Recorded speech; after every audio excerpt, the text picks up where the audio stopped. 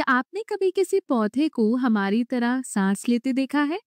यानी श्वास लेना और श्वास छोड़ना? अगर आपने पौधे को सांस लेते नहीं देखा, तो आपको कैसे पता कि पौधे भी सांस लेते हैं?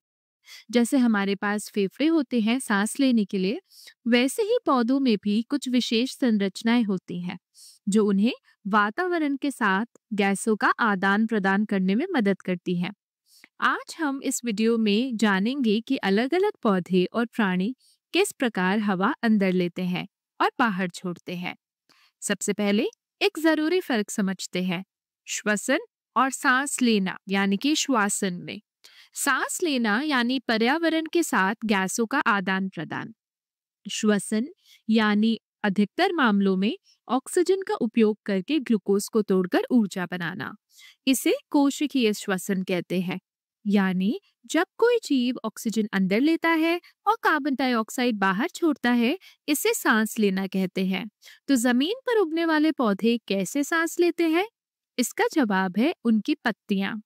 पौधों की पत्तियों पर छोटे छोटे छिद्र होते हैं, जिन्हें रंध्र कहते हैं।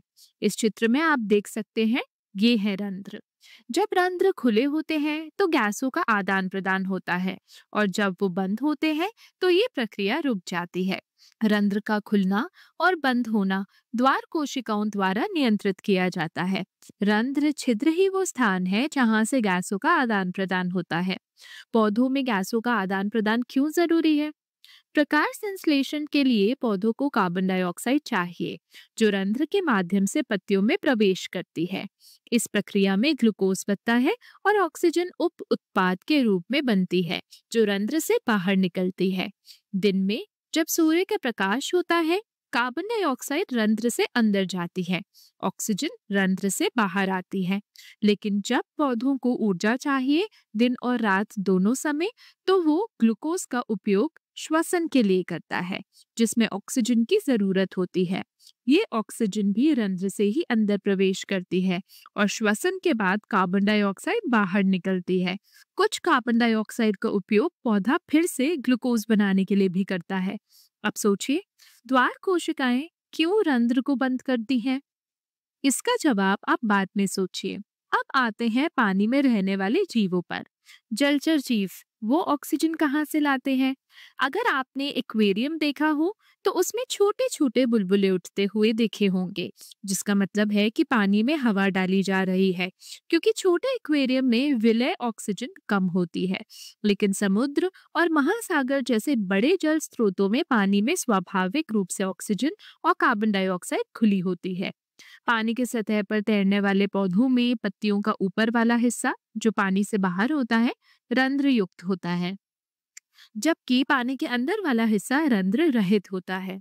पूरी तरह डूबे पौधों में पत्तियों और तने में ऐसी विशेष संरचनाएं होती हैं, जिनसे पानी में घुली ऑक्सीजन सीधे अंदर जा सकती है और कार्बन डाइऑक्साइड बाहर निकल सकती है। जलचर जंतुओं की बात करें तो जानवरों को कार्बन डाइऑक्साइड अंदर लेने की जरूरत नहीं होती। वो सिर्फ ऑक्सीजन लेते हैं और कार्बन डाइऑक्साइड बाहर छोड़ते हैं। जैसे स्पंज और जेलीफिश, इनके शरीर पर छोटे छोटे छिद्र होते हैं, जिनसे पानी अंदर जाता है और पानी में घुली ऑक्सीजन सीधे कोशिकाओं में प्रवेश कर जाती है। कार्बन डाइऑक्साइड भी सरलता से बाहर निकल जाती है। मछलियों के पास गिल्स यानी कि गलफड़े होते हैं।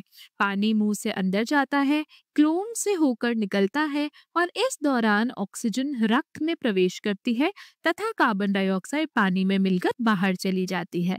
ध्यान रहे, डॉल्फिन और व्हेल जैसी स्तनधारी जलचर मछलियां नहीं है। उनके पास फेफड़े होते हैं, ना कि क्लो। अब स्थलीय जंतु जैसे कि केचुआ और जोक, इनके पास फेफड़े नहीं होते। ये अपनी नम त्वचा से सीधे गैसों का आदान प्रदान करते हैं। मेंढक भी त्वचा से सांस ले सकते हैं, लेकिन इनके पास फेफड़े भी होते हैं, जिससे वो पानी और जमीन दोनों में जी सकते हैं। कीट जैसे कि तिलचट्टा, टिड्डा, मच्छर, इनके शरीर में श्वास छिद्र यानी कि स्पिरुकल और नलिकाएं होती हैं, जिनसे ऑक्सीजन सीधा कोशिकाओं में जाती है और कार्बन डाइऑक्साइड बाहर निकलती है। अब बात करते हैं फेफड़ों वाले जंतुओं की, जैसे कि हम। तो हवा नासा छिद्र से अंदर जाती है, ये श्वसन तंत्र के हिस्सों से होकर फेफड़ों में पहुंचती है।